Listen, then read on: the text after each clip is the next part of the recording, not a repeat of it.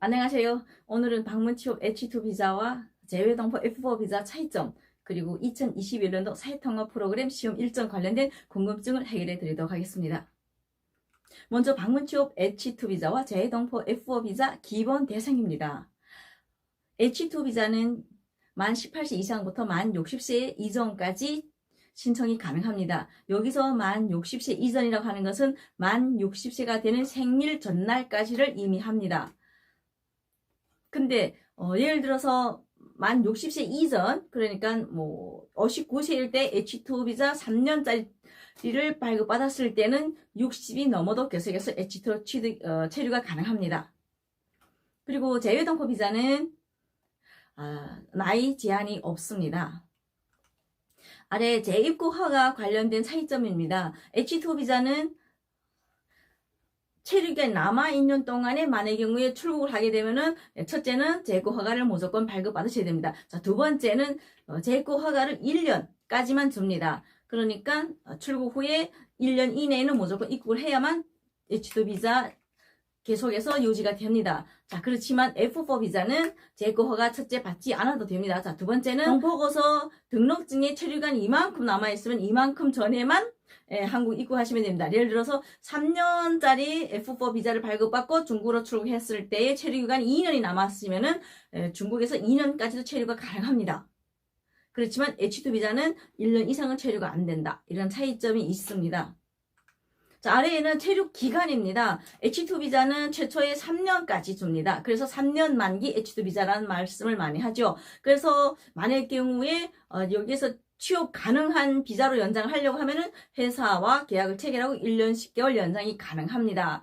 만일 경우에 계속에 체류하려고 하는데 어떤 연장할 수 있는 회사가 없다든지 할 때는 비취업 목적으로 1년씩 계속의 연장은 가능합니다. 그렇지만 F4 비자 같은 경우는 최초에 3년까지 발급이 가능합니다.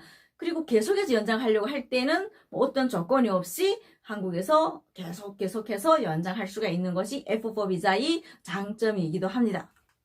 자, 방문 취업에 그러면 어떻게 되면 방문 취업 조건을 가질 수 있을까요? 자, 2018년 전에 C38 비자로 소유했을 때는 지금 중국 현지에서 H2 비자 신청이 가능합니다. 그리고 한국에서 방문동으로 계시는 분들이 계시죠? 그러니까 기존의 H2로 발급받은 적은 없는 상태에서 F1으로 오신 분들 계실 거예요. 이런 분들은 사회통합 프로그램 21점 이상을 취득하면 H2로 또 신청이 가능합니다. 그리고 3년 만기 되신 분들은 출국해서 한 달 후에 또 H2 신청이 가능합니다. 이외에는 그 영주권 영주권 소유자가 또 친척 초청을 하면 H2 신청이 가능합니다.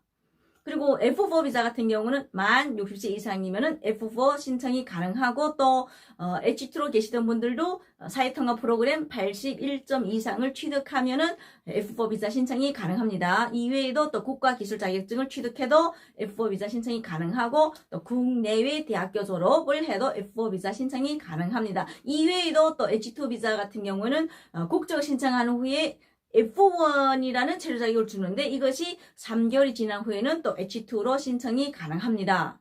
그리고 F4 비자 같은 경우는 지방제조업에서 2년 이상 연속 근무했을 때에는 또 F4로 신청이 가능합니다. 여기에서 지방이라고 하는 것은 수도권도 가능한 지역이 있습니다. 어떤 지역이냐면은 뭐 양주, 포천, 뭐 여수, 이천, 가평 뭐 등 곳인데 인구가 20만 이하인 수도권도 거기에서 근무를 했으면은 2년 이상 했을 때에는 F4로 신청이 가능합니다. 그리고 많은 분들께서 자격증 취득 관련해서 문의하시는데 최근에도 금속 창모 관련해서 취득하는 분들 계시죠? 근데 이것은 2013년 전에 취득한 자격증만 인정을 합니다. 기타 뭐 거푸집 등등 최근에 나온 자격증은 계속해서 F4로 신청이 가능합니다.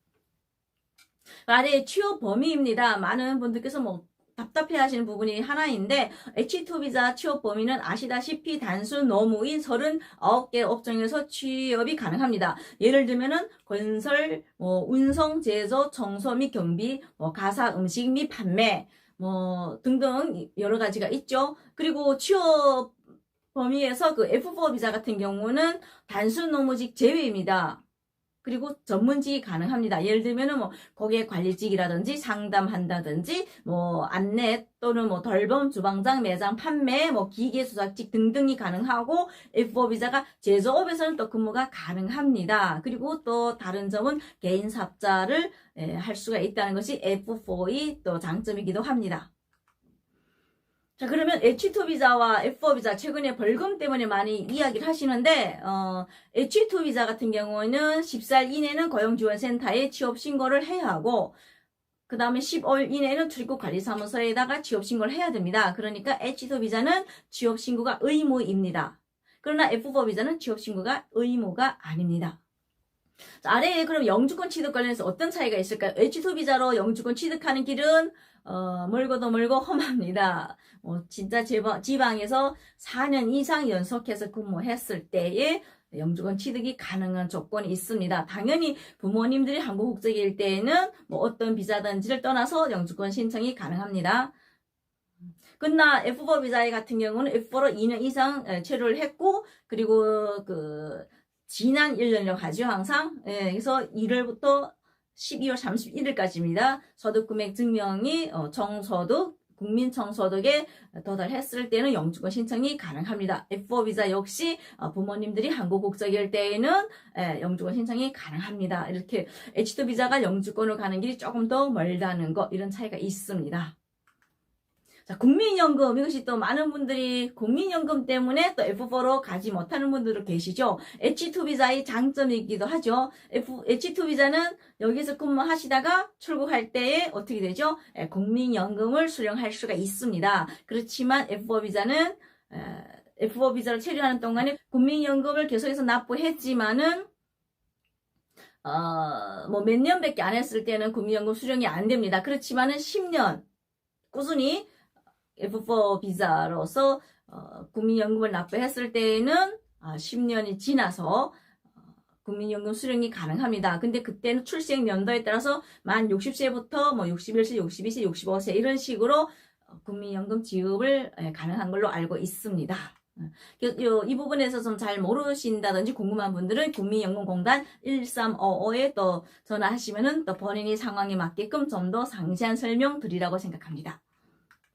아래 F4 비자 자격 변경 시에 또 우리 해외 범죄 경력 관련된 면제 대상이 있습니다. 자, 만 60세 이상, 나이로 볼 때 만 60세 이상, 그리고 만 13세 이하일 때에는 무범죄 공증을 제출하지 않으셔도 됩니다.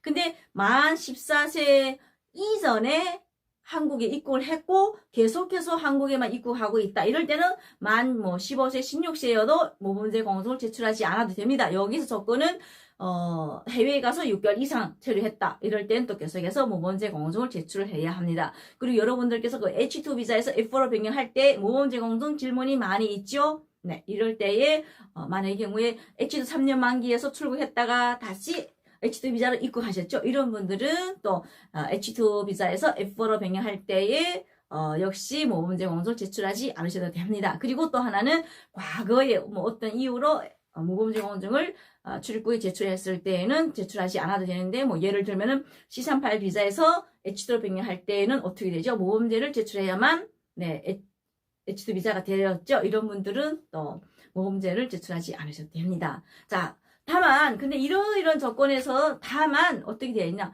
이런 조건이더라 해도 해외에 가서 6개월 이상 체류했을 때에는 모범죄 공증을 제출해야 되는 것이 또 공통사항이기도 합니다. 자, 그러면 H2 비자와 F4 비자, 여기에 어떤 장점과 단점이 있을까요? 지금까지 쭉 내용을 우리가 짧게만 정리해보면 H2 비자인 같은 경우는 어떻게 되어 있죠? 남성분들은 현장에서 근무할 수 있는데 그것이 장점이고 여성분들은 또 서비스 업종인 식당에서 일을 할 수 있는 이런 장점이 있는 것 같고 그 다음 하나는 국민연금을 수령할 수 있다는 거, 이것도 또 하나의 장점이 아닐까 싶습니다. 단점이라고 하면은 체류기간이 짧고 그 다음 하나는 전문직에 종사할 수 없는 단점이 있겠죠. 그럼 F4 비자의 장점은 당연히 장기 체류할 수 있다는 거, 그리고 또 하나는 전문직에 종사할 수 있고 또 삽자를 발급받을 수 있다는 거, 이런 장점이 있는 것 같습니다. 당연히 뭐 4년제 대학교 졸업하셨던 분들, 이런 분들은 여기서 전문직에 만약에 근무할 수 없다 이러면 또 불만이신 분들 계시겠죠? 근데 이런 분들은 또 전문직에 근무할 수 있다는 장점이 있습니다. F4 비자의 단점을 보면은 뭐 당연히 어떤 분들은 단순 노무에 일을 하고 싶은데 할 수 없다는 이런 단점, 그리고 그 돈과 관련되죠. 국민연금을 수령할 수 없다는 이런 단점이 있는 것 같습니다. 자, 그러면 H2의 이런 장점, F4 이런 장점, 단점이 있다고 하는데 도대체 어떻게 선택을 해야 될까? 아래에 제가 정리해 드릴게요. 나는 진짜 한국에 와서 단순 노무밖에 못하겠다. 다른 일자리 어떻게 해도 뭐 할 수가 없다. 이런 분들은 H2 방문 취업비자를 선택하는 것을 권유합니다. 근데 어떤 분들은 나는 뭐 그래도 공부도 많이 했고 그동안에 공직에도 있었고 근데 여기가 자존심 상해서 단순 노무를 못하겠다. 그래도 전문직에 가서 근무하고 싶다. 예, 이런 분들은 F4 비자를 추천합니다. 그리고 개인 사업을 원하시는 분들 계시죠. 이런 분들은 당연히 F4 재외동포 비자를 추천하고요. 그 다음에 이런 분들 계세요. 제조업에서 일을 하는 분들 계세요. 이게 보면은 식당에서 일하는 분들 계속 식당에서 일을 하고 제조업에서 일하는 분들 계속 제조업에 일을 한다든지 이런 직업병 같은 그런 거 있는 것 같더라고요. 그래서 나는 계속 제조업에서 일을 하겠다. 이런 분들은 H2와 F4 비자에서 선택을 하시면 될 것 같아요. 근데 H2 비자로 있으면은 국민연금을 수령할 수 있다는 장점이 있죠. 근데 최근에 보면은 많은 제조업에서 또 H2 비자를 채용하지 않고 F4 비자를 선호하는 기업체들이 많이 있는 걸로 알고 있습니다. 아마도 F4 비자는 거의 내국인하고 비슷하게 대우를 해주고 취업신고 같은 걸 하지 않는 이런 부분들이 있어서 그런지 모르겠지만 그래서 본인이 상황에 맞게끔 제조업에서만 근무하실 분들은 H2와 F4를 선택하시면 될 것 같습니다. 근데 나는 그냥 뭐 어떤 이유를 불문하고 뭐 일은 뭐 눈치 보면서 하든지 그냥 장기적으로 쭉 있고 싶다. 뭐 이런 분들은 F4를 선택하시는 것도 괜찮을 것 같습니다. 자, 오늘의 결론입니다. 예, 방문 취업 H2 비자와 재외동포 F4 비자는 각각의 장점과 단점이 있습니다. 그래서 본인이 원하는 것을 선택하면 될 것 같습니다.